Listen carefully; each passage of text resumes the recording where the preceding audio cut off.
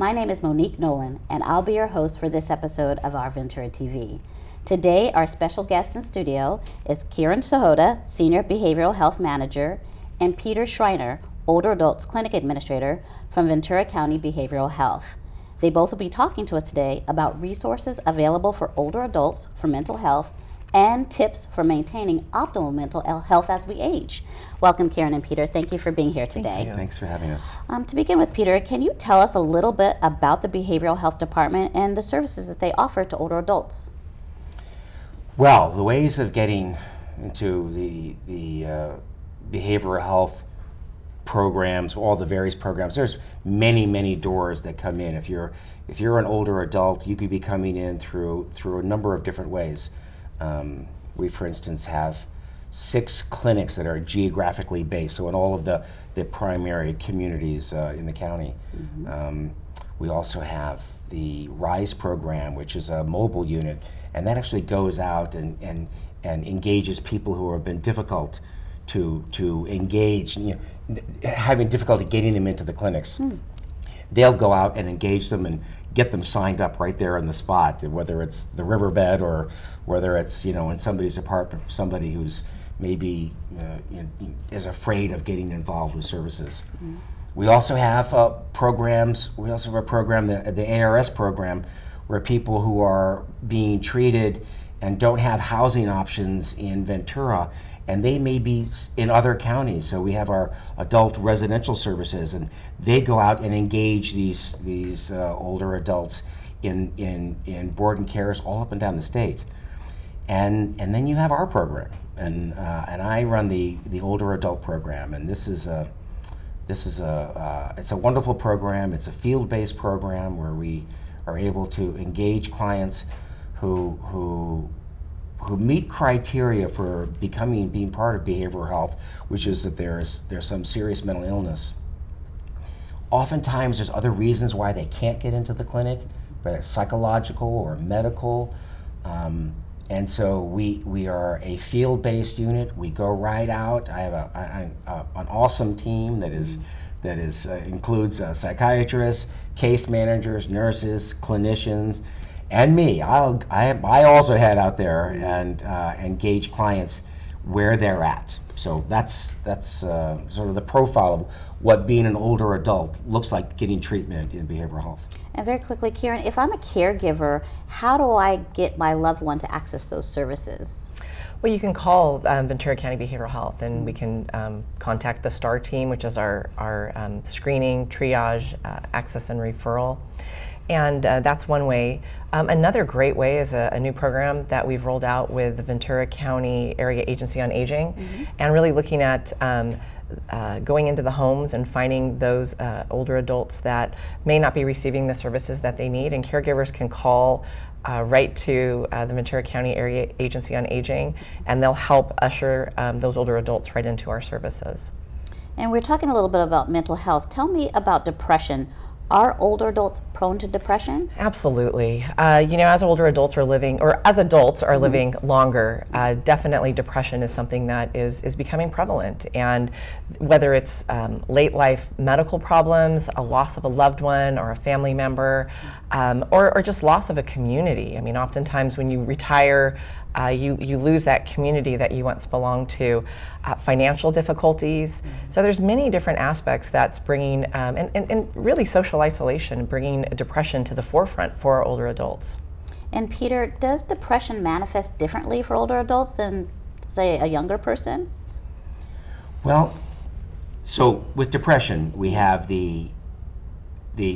all the symptoms that are outlined in the DSM, which is our sort of encyclopedia of all of the various diagnoses, and these are the ones that are going to cross all the age barriers. There's going to be issues around sleep, around eating. There can be mood, sad mood, the difficulty with concentration, difficulty with feeling guilt. So these are all sort of the standard symptoms that you see associated with all people experiencing depression. Mm-hmm.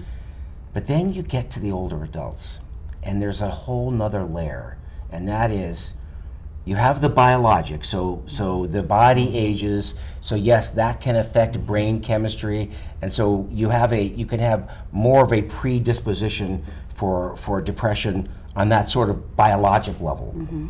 There's all those elements that Kiran just mentioned, all those environmental factors that can impact how somebody may be feeling. But there is this idea of that there's an accumulation of trauma. Now, when we think about how trauma, we are understanding more and more and more in our mental health community about the impact of trauma, and really understanding from birth all the way through difficult childhoods and adolescence, through a lifetime, and now you get to be 60 years old. And those traumas, many of which have not been resolved, and many of which have not been talked about in a therapist's office, have not been worked through, there's an accumulative effect. And so you add to that trauma, you add increased social isolation, the loss of friends and family members and support systems. Yes, depression there's a much higher risk for a profound depression in older folks. And so it's like a layering effect. It absolutely is. And we have a lot to learn more about the impacts of trauma. It's a huge area of study, and we're getting more and more versed in really how to address it in a more effective way as early as possible, so that it's not having this impact as we get later in life. And for our audience, you use the acronym DSM. Can you just briefly explain what that is, just for the audience? Yes, it's the DSM is our dictionary of all the different diagnoses. It's the Diagnostic Statistical Manual. Okay. And it's when you open it up, it says this is what depression is, or this is what schizophrenia is, and it identifies it. So that's our as it were, our reference for all the different diagnoses to get a real actual psychiatric diagnosis. Very good, thank you. And Kiran, I want to talk about older adult suicide. Is that even an issue for our county? Absolutely. And one of the aspects of Ventura County that many folks don't know is we're a community in which our family population is actually leaving, and our older population is actually surpassing those under the age of 18. And so, being that we're a population that is aging, we are looking at the fact that with a longer lifespan, we do have many issues of depression. And unfortunately, in our county, suicide for our older adults, so 60 and older, is our second highest leading cause or age group for suicide in our county. So a quarter of our suicides every single year are our older adults. So definitely an impact in our county. And are the warning signs for suicide or suicidal ideation similar to depression? Do they manifest the same, or what should I be looking for as a caregiver? Absolutely. Actually with depression, you might, the similarities might be the isolation, but they actually may talk more about it's just not worth it for me to live any longer, or I've lived a good life, or I've lived a long life. And so they do talk more about death. Also, things that we may not even pay attention to are what no different than our young adults, our older adults also Google how to die, and so we almost want to look at their Google pages and what are they searching for, if they're stockpiling medications, another thing to look for. Also the same thing, the changes in diet, the changes in sleep patterns, changing their will. So those are different things that you would look for with older adults than you would for a younger population. Very good. And Peter, if I see any of this manifesting with the older adult in my life, where can I turn? What kind of resources can I utilize, or where can I go for help? Well, you could always call our STAR, what Kiran was talking about, our STAR program, and so they can always call this number, and this is How to Access Behavioral Health Services. It's a great first stop. The phone number there is 1-866-998-2243. It also happens to be the number of our crisis team. Okay. So it's very helpful in terms of the keeping that number handy for anybody who has questions. And it doesn't necessarily mean that you are going to be go right into behavioral health, which, it could be that they are going to steer you to what is the appropriate response to whatever it is that the person is calling about. It may be something that there's a lower level of intervention that could be managed, and the STAR team is very, very good at identifying that and getting people to where they need to be. And then for those people for whom it's a severe situation, it can go all the way up to getting them in immediately, to sending the crisis team out and evaluating them for potential hospitalization. So it's a good place to start. Is that number is that 24 hours? Absolutely. Okay. Absolutely. There is also another one. Can I give that one too? Please. Absolutely. There's another one that's recently opened up that has to do with substance use, and that number is 844-385-9200, and again, that's 24 hours. And sometimes, we like to think of our older adults as being, these wise people who have gotten through all of the troubles in life and they're beyond all of this. Well, it's just simply not the case. It's people who have had tough lives and they find different ways of coping, and sometimes the ways of coping can involve drug and alcohol use, particularly with prescription drug abuse with the elderly. So if that's a concern that somebody is having, then that's a good place for them to call and to get some information about that. Very good. And Kiran, speaking of coping, can you give our audience some tips on how to maintain optimal mental health, how to get there and maintain it? Right. One of the things that our older adults need to do, and our caregivers as well, is really keep our family members engaged.